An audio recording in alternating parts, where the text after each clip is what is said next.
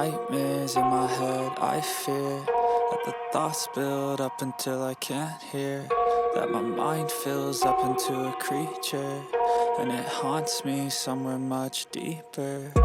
Anxiety, filling up every space, no privacy, and silently, it could build and build until you... Salam sejahtera Malaysia. Ada konsert tau di Kelantan, di Bacok, Kelantan. Ada konsert dengan kehadiran seksi gila ni. Konsert kecoh, konsert seksi gila maut di Kelantan. Haram untuk kau, halal untuk aku. 28 November 2023 dari Malaysia Deadline. Apa yang haram untuk kami, halal untuk kamu. Nampaknya ada double standard kah? Orang lain haram, hak kat dia halal. Lepas tu yang selalu bising-bising tu kena di lubang hidung sendiri kali ni. Ada konsert itu, konsert ini, semua orang bising. Tapi kena di tempat sendiri dengan gaya seksi perempuan lagi pula tu ada hadir di Bacok, Kelantan. Negara baru-baru ini dikejutkan dengan penganjuran ke satu konsert melibatkan penyanyi yang berpakaian menjolok mata. Seksi habis ni di Bacok, Kelantan. Mana tidaknya orang ramai mempersoalkan mengapa pemimpin negeri yang digelar serambi Mekah ini boleh membenarkan konsert tidak senonoh itu dilangsungkan. Hadi Awang sila jawab, Menteri Besar Kelantan sila jawab, Tuan Ibrahim sila jawab, PAS tolong jawab. Tidak cukup dengan itu. Ketegasan hukum Islam yang dipraktikkan kerajaan negeri Kelantan turut diragui kerana konsert hiburan berkenaan diadakan dengan meriah. Ada gambar lagi. Ada siap gambar. Ramai orang hadir pula tu. Ramai orang hadir. Lebih memburukkan keadaan lagi, acara itu tidak mencerminkan pun budaya Malaysia. Itu turut dianjurkan di hari bermakna buat umat Islam, iaitu hari Jumaat, penghulu segara hari Jumaat.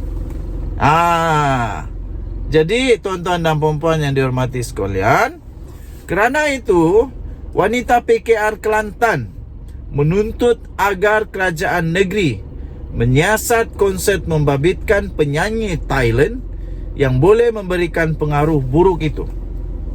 Perkara ini didedahkan ketuanya, iaitu Nur Azmiza Mamat, yang memaklumkan bahawa tuntutan itu dibuat susulan penularan video konsert di pelbagai platform media sosial. Yang ini saya bacakan daripada Malaysia Deadline beritanya. Menurut Azmiza, persembahan penyanyi Tumpang Canoknan yang diiringi penari itu tidak pun memenuhi enactment kawalan hiburan negeri Kelantan seperti yang dilaporkan oleh Harian Metro. Difahamkan konsert itu dianjurkan sempena pesta Loy Krathong. Kami menyokong pelaksanaan enactment itu, namun melihat konsert yang berlangsung, kami menuntut kerajaan negeri membuat siasatan lanjut, kata mereka. Kerajaan negeri perlu mengambil tindakan kerana jelas ia melanggar enactment kawalan hiburan Kelantan. Kami juga menuntut sebarang konsert selepas ini benar-benar mematuhi enactment, katanya memetik laporan Harian Metro. Mengulas lanjut, Azmiza turut mencadangkan agar pihak terlibat mula menjalankan penguatkuasaan tegas bagi memastikan enactment ini terus dipatuhi oleh masyarakat. Azmiza yang pernah bertanding di Parlimen Bacok mewakili PKR pada pilihan raya umum lalu mahukan jawapan sama ada acara hiburan di daerah itu terkecuali daripada enactment kawalan hiburan Kelantan. Wanita itu percaya seluruh rakyat Kelantan tidak mahu enactment hiburan yang dibanggakan selama ini hanya dipandang enteng semata-mata selepas kejadian ini. Konsert di Tumpat, Kelantan, penyanyi orang Thailand. Di Kelantan kita tak panggil Coldplay, kita panggil Kerah boleh. Abdul Rani Kulub. Okey, punya fans. Ed Kulub fans November 26 2023. Dia kasih sebar tu satu TikTok punya video ini. Lalu lucu lah. Terdahulu tular beberapa video di pelbagai platform merakamkan konsert yang dihadiri oleh ribuan pengunjung selain menampilkan artis jemputan di bawah khas dari Thailand. Jadi jawablah kali ini. Nanti dibawa di Dewan Rakyat, jawab kamu. Dulu pernah di Nafi pernah dibidas kenyataan boikot McDonald dan Starbucks. Lepas itu ditanyalah kenapa Mercedes tidak kena boikot oleh kerajaan di pas pemerintah pula. Adalah jawaban dia. Jadi ini sekarang sila jawab kenapa ini terjadi. Kita jumpa lagi, bye-bye. Salam sejahtera Malaysia, Denyut Nadi Suara Rakyat bergema di channel ini. Ada satu berita baru ini daripada Malaysia Deadline 28 November 2023. Kalau macam ni jawapan MB Kelantan, aku pun boleh jadi MB. Aduh, kalau sudah jadi MB, buatlah gaya macam jadi MB. Jawapan, kenalah PL-nya seperti PLMB. Kalau sudah jadi menteri besar, bila kena tanya, jawablah macam yang kena tanya. Janganlah jawab sambil lewa, macam dah ambil serius saja. Ada gambar, siap ada gambar lagi nih Malaysia Deadline ini. Siap ada gambar lagi Malaysia Deadline ini, ada gambar lagi. Ada gambar dia, kamu boleh tengok di Malaysia Deadline. Dia tulis di sini, walaun dan malaun mesti kata jawapan MB sungguh Islamik. Itu je jawapan seorang MB yang gajinya puluhan ribu sebulan dan dibayar dengan duit rakyat. Kalau macam ni jawapan MB Kelantan, aku pun boleh jadi MB. Apa yang jadi ni? Tular satu klip pendek persidangan Dewan Undangan Negeri DUN Kelantan di TikTok disebabkan oleh satu jawapan yang terlalu ringkas, amat ringkas, tidak menepati jawapan, tidak menepati kehendak soalan yang telah diberikan oleh Menteri Besar Kelantan Datuk Muhammad Nasruddin Daud. Ketika disoal oleh ahli Dewan Undangan Negeri Kelantan di DUN Galas, Muhammad Syahbuddin Hashim, mengenai Bandar Lama Gua Musang, Nasruddin dilihat hanya memberi jawapan ringkas. Persoalan tersebut timbul apabila projek lingkaran tengah utama LTU itu dilihat telah menyebabkan banyak perniagaan di Bandar Lama Gua Musang terjejas. Syahbuddin juga menyoal sama ada kerajaan ada cadangan untuk memastikan Bandar Lama Gua Musang tidak akan tenggelam selepas pembinaan LTU selesai. Pastinya rakyat yang melihat ingin mengetahui pandangan seorang menteri besar. Namun jawapan ringkas diberikan menaikkan kemarahan orang ramai. InsyaAllah pihak kerajaan akan buat kajian. Jawapannya ringkas diberikan Nasruddin terhadap persoalan tersebut. Saya ada nampak video ini sebenarnya di TikTok. Panjang soalan daripada seorang Adun ini. Adun Galas, ahli Dewan Undangan Negeri untuk Galas ini. Dia soal panjang betul. Sekali dijawabnya, insyaAllah pihak kerajaan akan buat kajian. Maknanya maknanya MB Kelantan ini, dia tidak pernah perasan ke benda ni sampai sebelum pelaksanaan belum dikaji perkara ini. Mereka tidak buat pertimbangan kah? Sampai baru nak buat kajian. Aduh, sepatutnya sebelum buat sudah ada kajian. Sudah ada dia punya implikasi yang sudah dikaji apa akan terjadi, apa implikasi sekiranya ini dilaksanakan. Tapi nampaknya dengan jawapan ringkas ini insyaAllah pihak kerajaan akan buat kajian. Kalau begitu saya pun boleh jawab. Semua pun orang boleh jadi JMB kalau macam begini nih, mudahnya. Jadi inilah komen-komen orang. Rata-rata warganet membidas jawapan Menteri Besar Kelantan yang dilihat menjawab sambil lewa akan soalan yang dilihat. Amat serius itu. Antara komen TikTok dia bilang begini. Berucap kat luar berdegar-degar. Cakap besar. Soalan yang telus untuk kesejahteraan rakyat. Begitu saja jawapannya. Alahai. Komen pengguna TikTok. Ada lagi, macam tu saja dia jawab. Aduh, baru 2 orang pembangkang. Kalau lagi ramai mesti takut nak masuk Dewan Dun. Tambah pengguna lain lagi. Lepas tu soalan punyalah panjang. Tu je jawapan. Senang kalau jadi menteri besar. Kalau macam ni aku pun boleh jadi menteri besar, kata seorang lagi TikToker. Lagi komen yang lain, Nasruddin tak tahu apapun. Rezeki saja boleh jadi menteri besar. Sampai hari ni tak ada pun dibentangkan hala 7 Kelatih dalam tempoh 5 tahun akan datang. Itu antara komen-komen yang lain pula. Denyut Nadi Suara Rakyat bergema di channel ini. Kita jumpa lagi. Bye-bye. Salam sejahtera Malaysia, Denyut Nadi Suara Rakyat bergema di channel ini. Aman Palestin cuba untuk memberi amaran lah kononnya lah kepada SPRM dengan memberikan 3 hari untuk SPRM bertindak untuk menyah beku akaun-akaun mereka. Rasanya mereka ingat SPRM, rasanya lah mereka ingat SPRM akan tunduk dengan begitu. Sebab mereka kata akan buat tindakan undang-undang kalau SPRM tidak menyah beku akaun mereka dalam 3 hari. Akhirnya SPRM bagi jawapan paling padu. Ingat SPRM takut. SPRM tak takut lah. SPRM tak takut. Lagipun yang pegang kad ini bukan Aman Palestin tapi SPRM. Tahu SPRM. Yang sekarang ini dalam keadaan yang salah, terdesak, yang dalam keadaan bukanlah kelebihan berpihak kepada anda, ialah Aman Palestin.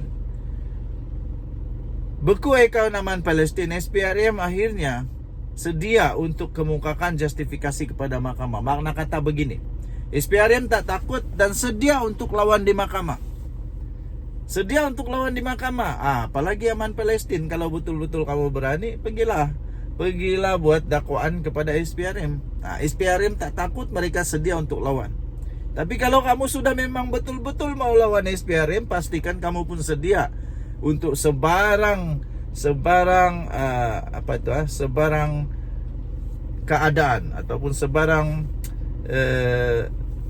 kesan-kesan lah yang akan datang. SPRM tidak akan main-main.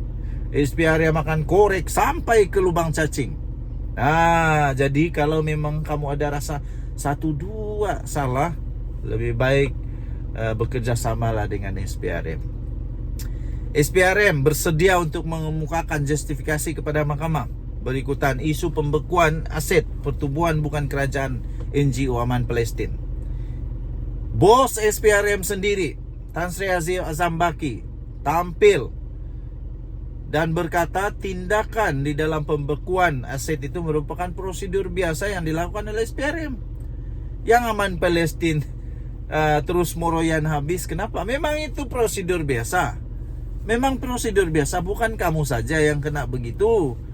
Siapapun kalau ada memang begitu, ada siasatan, memang begitu yang akan dibuat.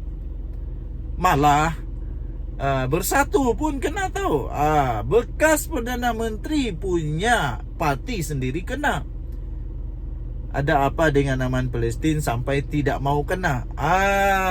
Siapa orang kuat di sana sampai tidak mau kena?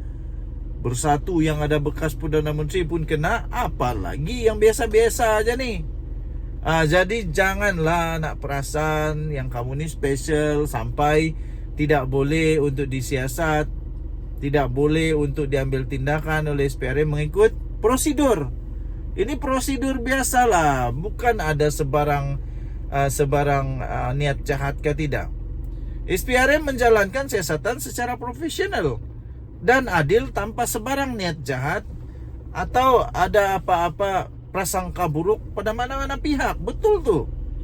Terpulanglah kepada mana-mana pihak untuk mengambil tindakan undang-undang sekiranya mereka berasa ada keperluan untuk berbuat demikian.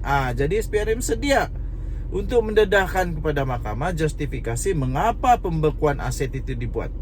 Katanya dalam satu kenyataan pada Selasa. Jadi apalagi? Ini lampu hijau nih. Kalau berani pergi saman ataupun pergi saman SPRM, pergi dakwa SPRM kalau beranilah. Tapi pastikan kamu betul-betul boleh menang. Kalau tidak, nanti kamu sendiri yang susah.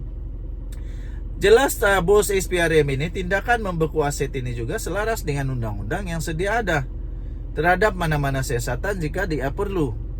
Ini Section 44 kurungan 1. Saya beritahu, tindakan pembekuan aset bagi membantu siasatan adalah berdasarkan Section 44 kurungan 1 ini, yaitu AMLA TF PUAA 2001 yang memberi kuasa kepada suatu agensi penguat kuasa untuk mengeluarkan perintah membekukan harta mana-mana orang.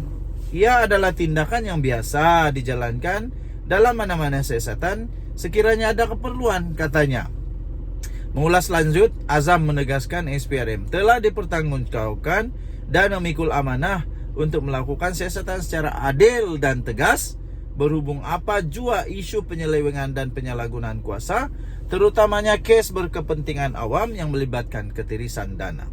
Inilah tugas tanggung jawab SPRM. Mereka tidak mau ada dana duit orang ramai yang disalahguna, ada ketirisan. Ini duit orang tahu. Orang bagi derma, orang bagi sedekah.